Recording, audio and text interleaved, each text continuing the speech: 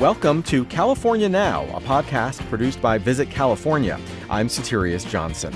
The prestigious Forbes Travel Guide has just released their global ratings for luxury spas, and no surprise, California comes out on top. It's the largest concentration of five-star spas, 10 five-star spas out of the entire United States. And we'll visit with our friend Anne-Marie Brown, who shares her favorite national monuments, all places of striking natural beauty. Plus, an historic mission that celebrates the return of their feathered friends every year. So for us, March becomes a community celebration, and we welcome the swallows back to build a nest at the Mission. That's right, the swallows really do return to Mission San Juan Capistrano. It's all coming up on California Now.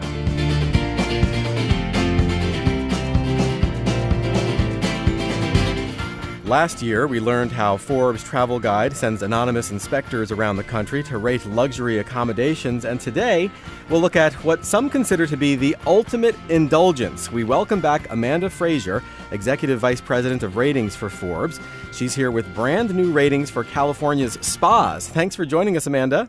Thank you for having me back. It's a pleasure to talk to you again. So, to be honest, I thought that luxury hotel inspector was a dream job, but the job title of anonymous spa inspector just sounds too good to be true. Is it? There's never too many massages or facials one can have, right? Well, It's certainly a wonderful job, and it comes part and parcel as being a hotel evaluator too. So tell us a little bit about what it's like to be a spa inspector. Well, all our evaluators that are sent to a hotel, if the hotel has a spa that is determined by us in ratings that needs to be evaluated because we want to consider it, for an ultimate award for the list, they are asked to cover the spa too. Most often when they're on site at the hotel as part of that guest experience, and sometimes, if it's possible, as an independent experience as well. So what are the criteria for the ratings that were just released by Forbes Travel Guides? Well, we have the same stringent set of standards that we do for hotels. There are less standards because, of course, we're spending less time in a spa. The requirement for spas to achieve at the five-star level is a little more stringent than in hotels. So hotels are required to achieve 90% for a five-star rating. In a spa, it's 92, and then 82 for a four-star.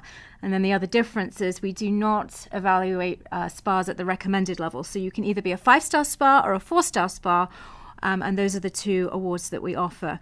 But the way that we approach it and our philosophy is exactly the same as we do in hotels. So for us, service is key, and our algorithm around the process is still weighted heavily to service, actually 75% to 25% facility. The facility is exceptionally important, those key factors as far as the quality of the product and the design aspect are what help us determine if we should be looking closer at a spa.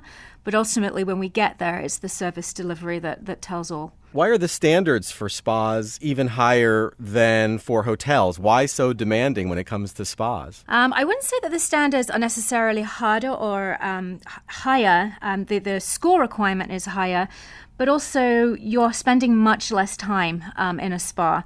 And really, that 92% is driven by the performance of the spas that we're evaluating globally. That is the average score of a five-star spa. And actually, they're performing a little bit higher in recent evaluations that we've done. So this is a good sign that the spas are really performing strongly. So, we're generally talking about extremely elite spas, kind of the top spas in the world. And if I'm not mistaken, California actually rules in that area. Is that right? You do, actually.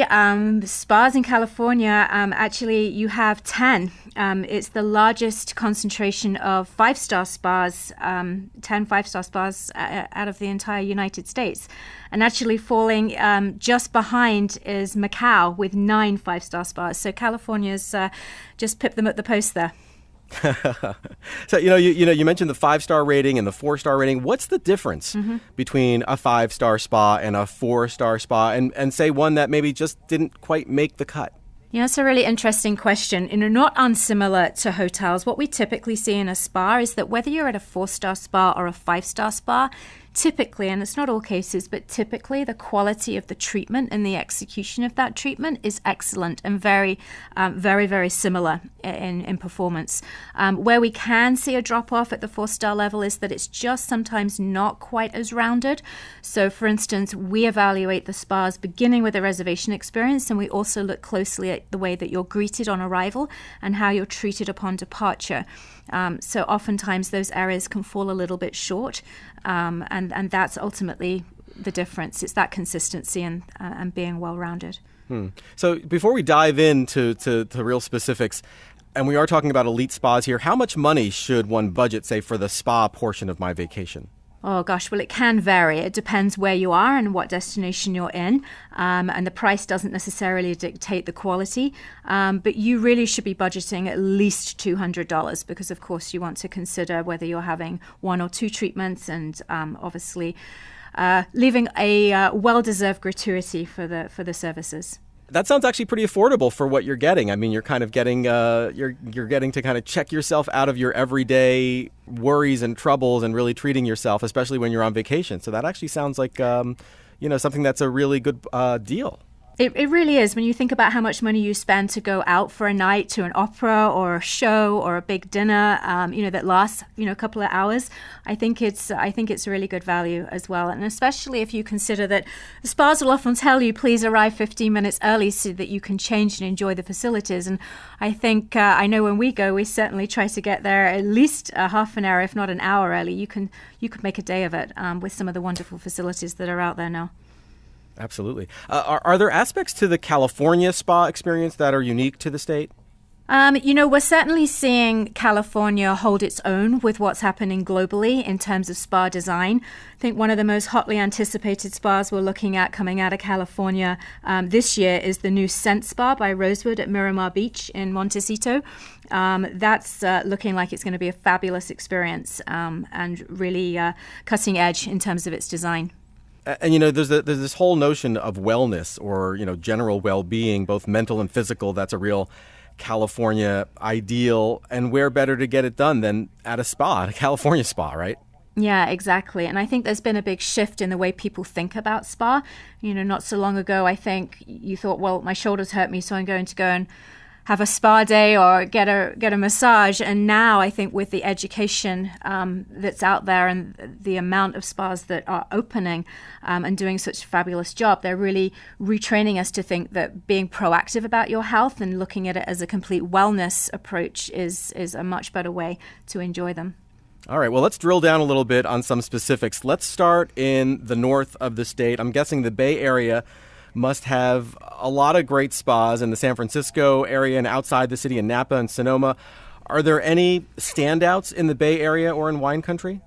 There's so many to mention. I could probably just say, well, take a look at our list because we love them all. From an urban spa perspective, one of the spas that we love, it's a 4-star spa of ours, in San Francisco, right there in the middle, is the Remit Spa at the St. Regis San Francisco. I think, with the hustle and bustle that you have in a city, to be able to walk into a spa and feel completely disconnected from that is always a treat, and they offer that there. Where else in California have you found truly world-class spas? Are there any in, say, remote or perhaps surprising locations? So I think one of my favorite standouts in the northern part of the state, even though there's so many to mention, would be Spa de Sereau at Chateau de Sereau up near Yosemite. They actually have a very small spa, very discreet. And I think if anyone's staying at Chateau de Sereau, a stop at that spa would be wonderful. It's very destination-centric and very luxurious. What about Los Angeles? Do your ratings show any new developments there? They do, actually. We have a new 5-star spa in Beverly Hills, actually. Last year, the Waldorf Astoria Beverly Hills Hotel won a 5-star award, and we couldn't be more proud to add the La Prairie Spa to our list this year for 2019. So that spa, which is run by a fabulous team, actually is one of our newest 5-star winners out of LA. So we're really excited. Is that a new spa, or what? Or did they just up their game and they got the 5 stars? They upped their game a lot. They were always a very strong, highly performing spa. But, they've just gone ahead and really put every single effort that they had into that. And, it's a very consistent experience. You have all the little small touches there at that spa, apart from obviously the key things that we look for, such as a beautifully designed facility and very technically apt staff. There's the little things such as a personalized note in your locker when you arrive and a little pouch filled with some sample La Prairie products. So they really do all the small things, and, the devil is in the details, as they always say, right? That's right, exactly. And you're talking about La Prairie Spa at Waldorf Astoria in L.A. Yes. Amanda, are there any other spas that really stand out in your mind as just truly exceptional that people should know about? So yes, another debut spa on our list for 2019 actually is also in LA. We're really excited to add the Four Seasons LA at Beverly Hills Spa to our list. It's a brand new 4-star, and it's another great urban choice. And, I think I would be remiss without mentioning another addition to our list last year as a new 5-star hotel, Meadowood. And they actually have a beautiful 5-star spa. That's been a 5-star for some years and continues to provide consistent experience. And that's obviously in the Napa Valley there. And it's just beautiful. Do you remember your first experience as an inspector yourself, a spa inspector? I do. I obviously, I'm not going to name the spa, but I do remember thinking, wow, they have done such a fabulous job to make me feel comfortable. And all my inhibitions of what being at a luxury spa would be really just went away. And for me as a new inspector, learning our standards at the time and then writing that report, it really made complete sense to me why these requirements were so important in distinguishing the best from the best. So it sounds like basically, you might spend like $200 for a spa experience, but you come out feeling like $1 million. You certainly do. And then obviously if you're an evaluator, you go away and you type the report. So if you're a real guest, you get the true luxury of going to sleep, right? Right, exactly. Thanks so much, Amanda. You're welcome. Thank you for having me. Amanda Frasier is Executive Vice President of Ratings for Forbes Travel Guide. Their brand new ratings for the ultimate spa experience have just been released, and we'll link to them on our site, visitcalifornia.com/podcast. Coming up, one of the great traditions of spring in California, the swallows return to Mission San Juan Capistrano. But first, a visit from Anne-Marie Brown, our expert on all things outdoors. She'll share with us her favorite national monuments. You're listening to the California Now podcast.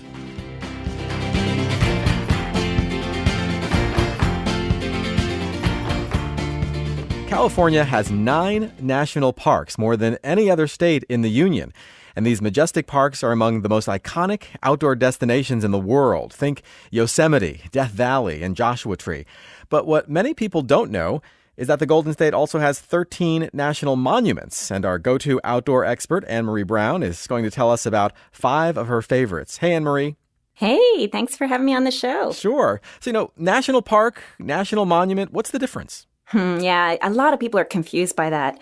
And honestly, to the visitor, not much. They're both amazing places that have incredible scenic and recreational value. Bureaucratically, it's all about who designates them and who oversees them. So only Congress can make a national park, but presidents, thanks to an old law, the 1906 Antiquities Act, they can designate national monuments. Okay. So bureaucratically, they're really different, but in terms of the visitor experience, not much different, except that national parks are almost always a lot busier. And the reason is, as soon as a conserved area of land gets the national park designation, suddenly people are coming from all over the world to come see it. So just those words, American National Park, suddenly, ups the visitation numbers by quite a lot. And interestingly enough, monuments are often upgraded to parks, and only Congress can do that. Like in California, Joshua Tree used to be a national monument. Pinnacles used to be a national monument. But Congress can say, no, we're going to make them parks now. And it increases their level of protection, and it also increases the amount of money they get and how they're treated by the Park Service. So it's a greater protection level, but it also sometimes means, more people come as well. All right, so let's dig in. You know the drill for this top 5 lightning round. We're going to ask you to rank your favorite national monuments from number 5 to number 1 with a few insights as to why each made your list. All right, so are you ready? Yeah, I'm ready. Okay, so which national monument comes in at number 5? Okay, I'm going to give number 5 to Carrizo Plain National Monument. And Carrizo Plain is east of San Luis Obispo by about 60 miles. It's kind of way out in the middle of California by itself, and it is huge. This is California 300 years ago. It's the largest single native grasslands remaining in California. California used to be vast savannas, and most of that, of course, has been developed and it's gone. But Carrizo Plain, it still exists exactly the way it did 3 centuries ago. People call it California's Serengeti. It's home to tule elk. It's home to pronghorn. So they're grazing just like they did ages ago. And you can go see them just by driving around. There are actually a number of endangered species, animal species that exist in that national monument, and the wildflowers. From February to April, because it's grasslands, it comes to bloom, and it is a kaleidoscope of colors, just unbelievably beautiful colors in the springtime. Wow, I've seen photos of it, and it is pretty impressive to see what seems like miles and miles of colorful wildflowers just out there. Yeah, it's really something to see. And a lot of people don't realize, too, there's some really important Native American rock art in Carrizo Plain. It's an area called Painted Rock. It's actually a rock amphitheater that was used by the Chumash Indians for thousands of years. And it's beautiful art, worth going to see, very well preserved. All right, what's your number 4? I'm going to give number 4, I think, to one of the newest national monuments. This is one that was created by President Obama in 2016, so it hasn't been around that long. And it's called Sand to Snow National Monument. And that's west of Joshua Tree National Park and sort of between Joshua Tree and San Bernardino National Forest, so down east of Los Angeles. It's called Sand to Snow, and that's exactly what it is. It starts in the desert floor, the bottom of the desert floor, and rises all the way up to the top of the tallest peak in Southern California, which is Mount San Gorgonio, and that's 11,503 feet. I hope I got that right. I think it's 11,503. People call it Old Grayback. It's an incredible hiking trail to get to the top of San Gorgonio. We've got these snowy high peaks, alpine, and then we've got the desert floor. And this one monument, which is huge, it's almost 2 million acres, it's 1.8 million acres, protects all of it. That's pretty amazing. You can go from a desert to a snow-capped mountain in just one area. Let's keep on going, though. Number 3. What's your number 3? Number 3. I'm going to give number 3 to Lava Beds National Monument, which is way up in the northeastern part of California near the little town of Tule Lake. And this is high desert California. There's a lot of sagebrush and junipers. And what makes lava beds extraordinary is that it has more than 700 caves. And they're not caves like limestone caverns underground. They're lava tube caves. So they tend to be, more horizontal in shape and not so much up and down vertical. And you can go visit them. And this is the neat thing about it is that 25 of those 700 caves have marked entrances and I don't want to say developed trails. There's no trail in them, but you can find your way through them as long as you have a flashlight. Oh, that's amazing. Really, just amazingly fun to do, and anybody can do it. You don't need any experience to do it. And it's also kind of hot sometimes in the summertime there, so the caves are always a real comfortable 55 degrees or so. Sometimes you even want to bring a fleece with you. A lot of neat stuff to see there. There's a lot of really interesting Native American history.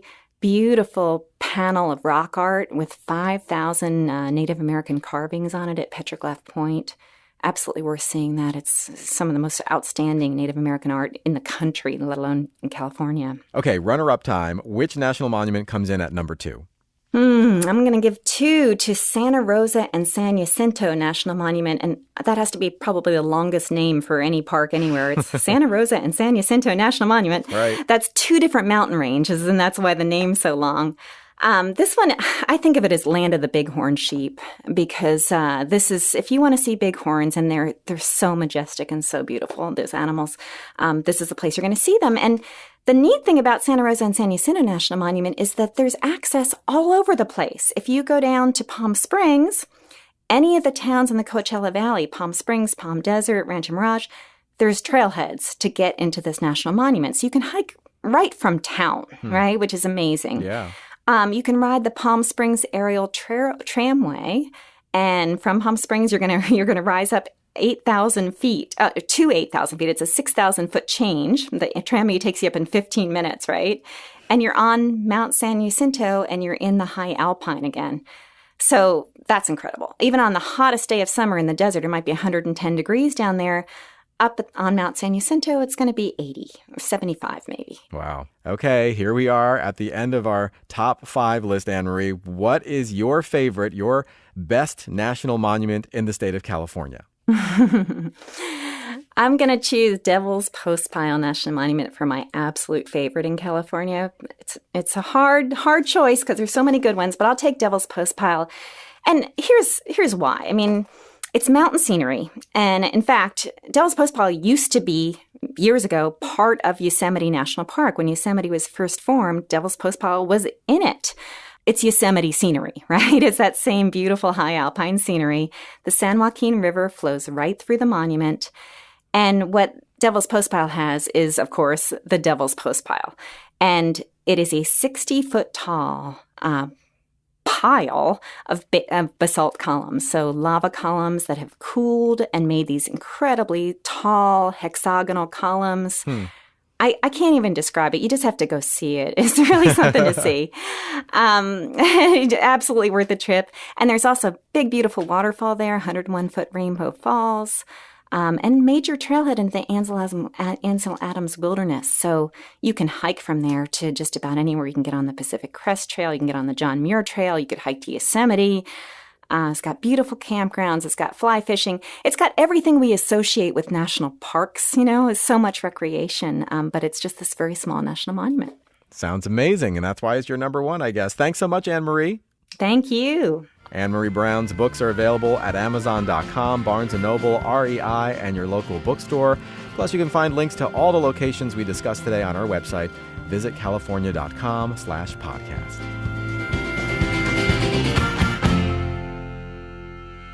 This is California Now, and I'm your host, Satirius Johnson.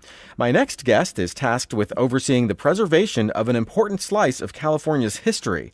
Mechelle Lawrence Adams is the executive director of Mission San Juan Capistrano, an Orange County chapel, landmark, and museum that dates back to the late 1700s. Around the same time America's founding fathers were signing the Declaration of Independence, St. Junipero Serra was establishing Mission San Juan Capistrano. It was the 7th of the 21 missions built in what was then known as Alta California in the province of Las Californias, New Spain. A lot has changed since then, and we're going to explore some of that history right now. Welcome to the California Now podcast, Mechelle. I'm so excited to be here and share the mission with you all. Well, we're excited to hear. I mean, when I think of the year 1776, my mind races to things like the Revolutionary War in Philadelphia, the Liberty Bell, John Hancock signing his name on the Declaration of Independence, but there was an entirely different history happening here on the Pacific Coast. It's an amazing connection that we have with our founding period of our country, and a vast territory of undefined future separated the two ends. But on a parallel track, the development of our country and the development of the state of California really happened at the same time. And I try to impress that upon our visitors about how exciting it is to actually have a landmark of this history in California. Now, I know you're the executive director there, but I'd love for you to put on your tour guide hat for a few minutes and help listeners understand what they'd experience when they actually visit. How does the guided tour begin? Well, the minute you walk in the door, you're going to have somebody take you throughout the site and end up first at the historic bell wall, which daily the bells are rung at 9 o'clock 7 times in tribute to St. Sarah as the founder of the California Mission System. After you stop at the historic Campanario, or the bell wall, you'll head over to the ruins of the Great Stone Church, which were listed on the World Monument Fund, most endangered top 100 places in the early 2000s. The monument still stands as a testament of tragedy and ruin, and the weight of the walls that fell upon the Native Americans who are baptized Catholics that built that very stone church causes us all to reflect, and they'll be surprised at the quiet that will come across them when they see these hallowed grounds and the remnants of the past that still stand. And as they go around the corner, they're going to see St. Sarah's Chapel, which is the most historically significant chapel in the state of California. Mass is celebrated there every day, and it is the only chapel standing in the state where St. Sarah, who I believe is a California founder in his contributions, where he actually celebrated Mass. So if you come to Sarah Chapel, you are going to a chapel where the founder himself actually walked these grounds. You'll see the wonderful Camino Real bell, and you'll see a crucifix that has a bullet hole over Christ's head that has withstood the time and is a silver crucifix that's in one of our exhibits that people are always trying to figure out the story of what happened and why does Christ have a hole above his head on that cross. I know Mission San Juan Capistrano is often referred to as the jewel of the missions. How did it get that name? Well, Father Sarah called it that. I think it's our location. We're right by the coast, and we are beautifully aligned with the environment and the assets around us with the Dana Point Harbor. So I believe that is how it happened. Father Sarah named it that, but it's a moniker that we take great pride in as stewards of the site. Our organization of employees and volunteers and donors, we do believe we are the leading mission in the state of California in terms of delivering a pristine experience and one that can change even the most hardy critic that California history may not be as relevant to them. But the 18th century is an important time in our country, and in California there's something you can learn about it right here in your own backyard. That's great. Of course, March is a very special time at the mission because the swallows return every year. Can you give us a brief background on that? I mean, it sounds a bit like a legend or even a biblical story or something. Do the swallows really show up every year? The swallows show up. Now, those little avian ambassadors are great friends to Mission San Juan Capistrano because in the 1930s, when the ruins were just standing out there exposed, the birds coming from Goya, Argentina would build hundreds and hundreds of nests, and they would come back March 19th, and the pastor at that time said, hey, let's have a party on St. Joseph's Day and welcome these little birds back, because it was also his birthday too, and he wanted to start a tradition. That tradition was captured in Leon Renee's composing and songwriting abilities. Leon Renee's the man that wrote Rockin' Robin, which was sung by Michael Jackson and a chart topper. Well, he wrote When the Swallows Come Back to Capistrano, which in the 1930s became a chart topper too. And that inspired a whole host of generations to come to the mission. The 1940s, World War II generation vets, people fell in love with the idea of the melancholy, forlorn, bittersweet feelings of being separated from a loved one. And that's what the song inspires, is a sense of return. And so that song kind of became the mission's theme song. And many generations thought, well, if those birds are coming back, I want to go check it out. So for us, March becomes a community celebration, and we welcome the swallows back. But the environmental impact of development around us and the options to the birds, coupled with drought and the diminishment of their habitat, has caused us to hire the world's leading expert on swallows migration, Dr. Charles Brown. And so he's worked with us, and over the last few years, believe it or not, after an 8-year effort, we've been really successful at getting the swallows to build a nest at the mission. And so we're excited about the future. And once people come to the mission just because the birds told them to come, and they discover everything else that we have to offer, we're excited about that. They've done a great contribution to the mission's sustainability. Is there still like a party or a festival of some sort during that time when the swallows return? Well, for us, the party of the Swallows Return starts early in March when people start asking us, what time are they going to get here? But the actual day that we celebrate is March 19th, which in the Catholic calendar is St. Joseph's Day.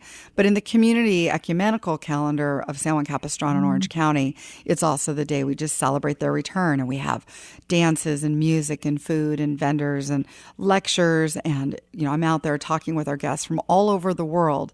And so many people come for that. And if they happen to, they'll return the following weekend for the community's equestrian parade, which is another tradition that takes part as part of the Swallows Return. I noticed your site even has a live swallow cam that lets people track the return of the birds in real time. It's pretty amazing. Yeah, the birds have done us a great favor at the mission, and they uniquely define us along with the song and along with St. Sarah's contributions and our efforts in preservation. They help us interface with the public and get them to come on and experience the mission in their own unique way. This is all really eye-opening for me. When I travel to Europe, I always, make a point of visiting some of those amazing old churches, say in Italy or France or Spain, but I never really think of doing the same thing here in California. This is a fascinating piece of history right in the OC, just down the road from the beach and a few blocks away from an In-N-Out Burger. Well, exactly. And in the last 15 years, the Mission Preservation Foundation and our team have raised over $10 million net to go back to the care and rehabilitation of the site. So we have over 33 historic paintings from the 18th century that have been lovingly preserved, cleaned, repaired, that are on display. We have artifacts, we have podcasts, we have daily bell ringing, we have lectures on all different topics, and festivals and concerts. I must say, just like with so many historical sites, there are different perspectives and narratives around what happened at them, and the Mission System is no exception. How does the Mission Museum address various perspectives around, what could be a complex history? Well, it is a complex history. The 18th century is full of challenges. How do you explain enslaved people being owned, or flogging of American military soldiers who desert George Washington's Continental Army? How do you define what it is like to be Native American and become a baptized Catholic? All of those things require a thoughtful answer. But what we do in our leadership is we don't shy away from answering those questions. What we do is we work with an advisory committee to help us have an interpretive voice in our museum experience that's respectful and that appreciates every day the contributions of our Native American builders who were baptized Catholics. We also have a lecture series. History has to be told from many perspectives. And that's one thing I know from a recent trip to the East Coast, is that that's what museums are doing. So Mission San Juan is committed to working publicly in a way that addresses those complex chapters. For the Native American community, it's important that we keep traditions alive, and we have basket weaving on site every 2 weeks from people that are descendants of the builders. And we acknowledge their contributions at every public event. So it's not as if history doesn't continue. We're still a part of it. And in this decade and in this century, the appreciation of human rights, it can be told in what we do today in our traditions. All right. Well, thanks so much for joining us, Mechelle. Thank you for the opportunity to share Mission San Juan Capistrano with you. I really appreciate the time. Mechelle Lawrence Adams is the Executive Director of Mission San Juan Capistrano. You'll find links to everything we discussed today, including the Swallows Cam, at our website, visitcalifornia.com/podcast. Earlier in this episode, Amanda Frasier shared her insights about some amazing spas in California. If you're interested in an over-the-top experience in the Golden State, we have the perfect video series for you. It's called Luxury Minute, and it showcases 20 extraordinary properties in the Golden State, including many with acclaimed spa offerings. From the Rancho Valencia Resort and Spa to the Montage Laguna Beach to the Fairmont Sonoma Mission Inn and Spa, you'll get a 60-second tour of some truly opulent properties. See them all at visitcalifornia.com/dream365TV.